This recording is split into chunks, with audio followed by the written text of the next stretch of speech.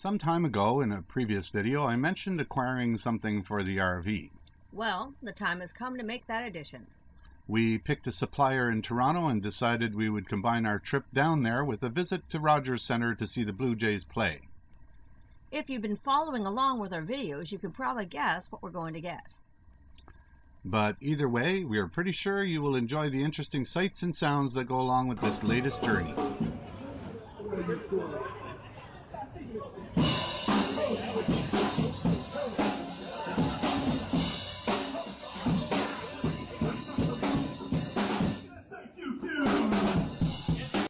So here we go.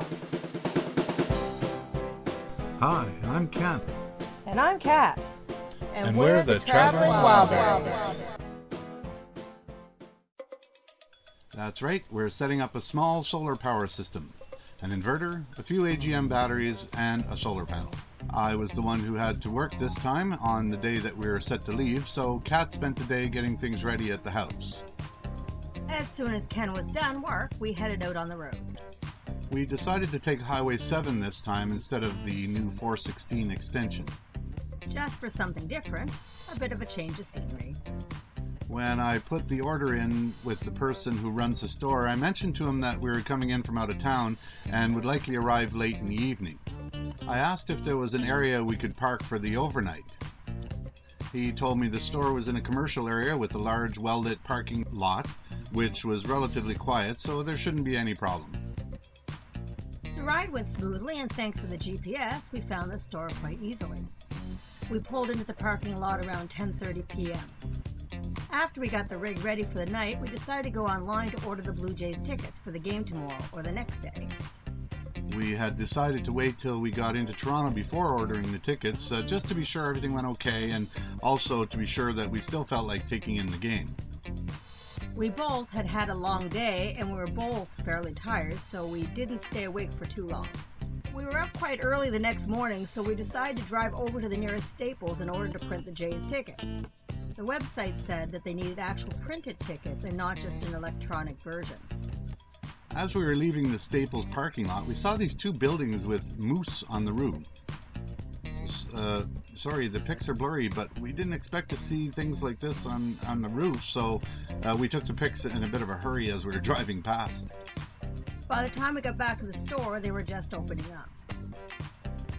After getting a closer look at the size of the 250-watt panels, we realized there wouldn't be enough real estate on the roof for such a large panel.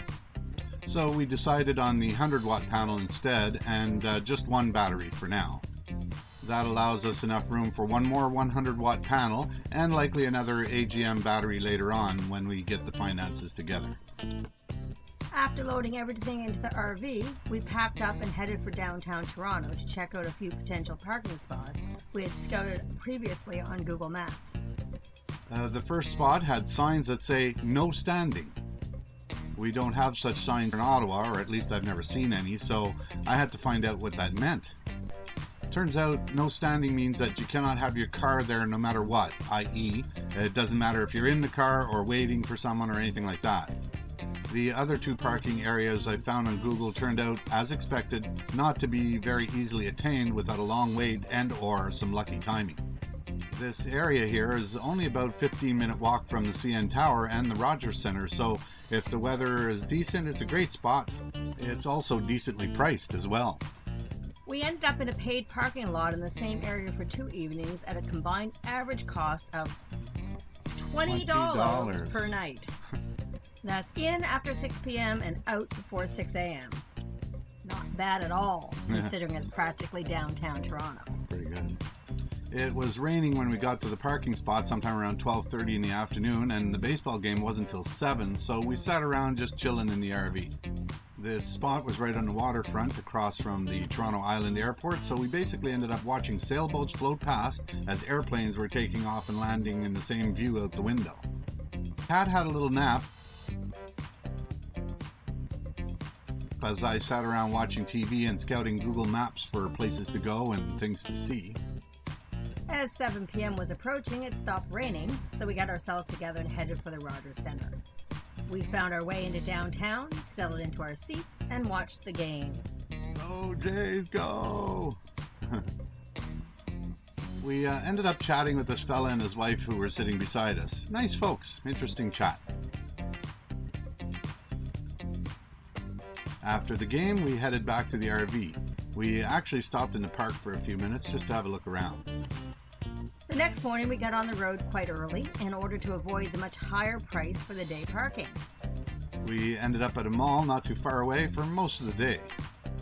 There was this van Parked close by with the words, "The Getaway Van," printed on the side. Yeah, the getaway van. That was kind of funny. The occupants of the van turned out to be a man and his cute, smallish dog. We grabbed a few supplies in the mall and then took off to check out a spot I noticed on the map. An interesting looking park on the waterfront just outside of downtown Toronto. So we headed on down there. We ended up spending the latter part of the day there. Woodbine Beach Park it's called. Huge park, really nice.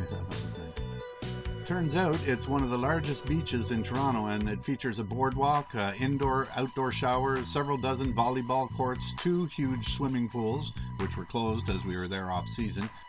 Heck, this park boasts that it's so large that it has its own police station. After lunch, we decided we could head back into downtown and check out another one of Toronto's main attractions.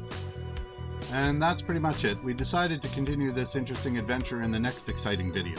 You can probably guess what downtown Toronto attraction might be included in that video, so be sure to come back and check it out.